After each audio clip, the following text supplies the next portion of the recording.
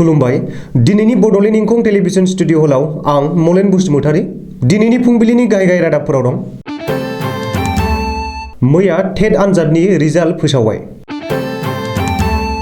बिस्वजित दैमारिनि दैदेननायाव गोदान सोलोंथाइ खान्थिनि बागै गुवारै सावरायदों। भारतारि रेलवेनि मानसावगारियाव आसामनि गोदान ओनसोल। दानिया फैदो आबुं रादाबाव।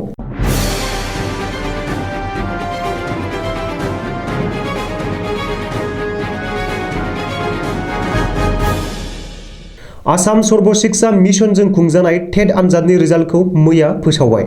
लवार प्राइमारि एबा एलपि आरो आपार प्राइमारि इउपिनि थाखाय थांनाय 31 अक्ट'बर खालि खुंनाय टेट आनजादनि रिजाल्टखौ मैया फुङावनो सर्व शिक्षा मिशन आसामआ फोसावदों। आसाम सर्व शिक्षा मिशनआ गावनि अफिसियेल वेबसाइट ssa.assam.gov.in आरो सेबानि वेबसाइट sebaonline.org आव टेट आनजादनि रिजाल्टखौ फोसावदों। मख'नो गोनांदि देग्लायनि टेट आनजादाव उथ्रिसार जानो हानाय फरायसाफोरनि बिबां आरो जौखोन्दोआ जोबोर खम। मैया रिजाल्ट फोसावनाय लवार प्राइमारि टेट आनजादाव 10.24 जौखोन्दो फरायसाफोराल' उथ्रिसारनो हादों।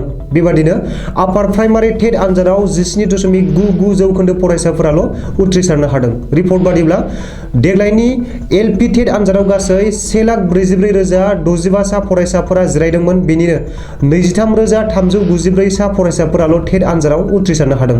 ओरैहाय गासै 1,14,719 सा फरायसाफोरा इउपि टेट आनजादाव जिरायदोंमोन, नाथाय 20,639 सा फरायसाफोराल' उथ्रिसार जानो हादों। आसाम आयेन आफादनि बुंथिगिरि बिस्वजित दैमारिनि दैदेननायाव दाख्लै गोदान सोलोंथाइ खान्थि एबा निउ एडुकेशन पलिसि 2020 नि बागै गुवारै सावरायनाय जादों। आसाम बिधान सभानि सावराय नब्लाङाव दाख्लै बिस्वजित दैमारिनि दैदेननायाव गोदान सोलोंथाइ खान्थिनि सायाव गुबुन गुबुन हारि आरो माहारिनि आफादफोरखौ लाना सावरायलायनाय जायो।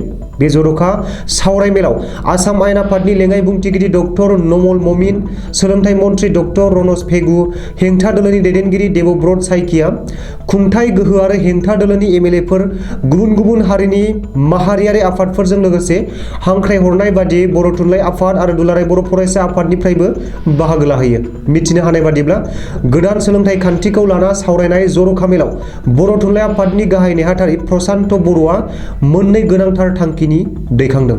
प्रसान्त बर'आ दैखांनाय बे मोननै गोनांथार थांखिया जादों गोदान सोलोंथाइ खान्थिनि बादियै बर' बिजोंजोंबो हायार सेकेन्डारिसिम सोलोंथाइ लानो हानाय बादि आसाम सोरखारा थांखि लाना थाबैनो फोसावथाय होनाय आरो रायजोआव गोदान सोलोंथाइ खान्थिखौ आबुङै बाहायनो आरो बर' बिजोंनि सोलोंथाइखौ जौगाखांहोनायनि जुनै गोदानै गं 200 फरायसालि गायसंनो आरो फोरोंगिरिफोरनि मासि सोरजिनो थाखाय आसाम सोरखारा बिथांखि लानांगौ होननानै प्रसान्त बर'आ थांखि दैखांदों।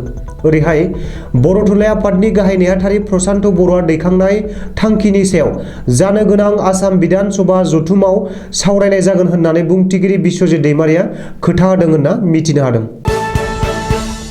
भारतारि रेलवेनि मानसावगारियाव गोदानै हाबबाय आसामनि मोनसे ओनसोल।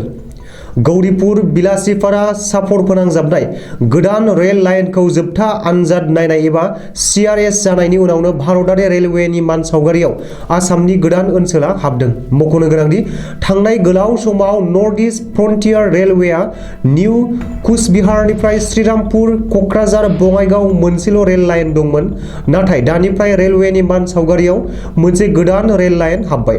गौरीपुरनिफ्राय बिलासीपारा फोनांजाबनाय लामाखौ थांनाय बोसोराव फोनांजाबनाय जादोंमोन, नाथाय दाख्लैसो बे रेल लाइनआव आद्रा थानाय बाहागो एबा बिलासीपारानिफ्राय सापर बहलपुर जानानै अभयापुरी जंक्शनसिम जोबथा आनजाद नायनाया जानानै थांबाय। मैया फुङावनो अभयापुरी जंक्शननिफ्राय बिलासीपारासिम हाइ स्पिडजों गंसे माल गारि आरो हान्थामेला गारिखौ खारहोनाय आनजाद नायनाया जाफुंसारो। दिनैनि फुंबिलिनि रादाबा एसेनोसै। गोजोन्थों।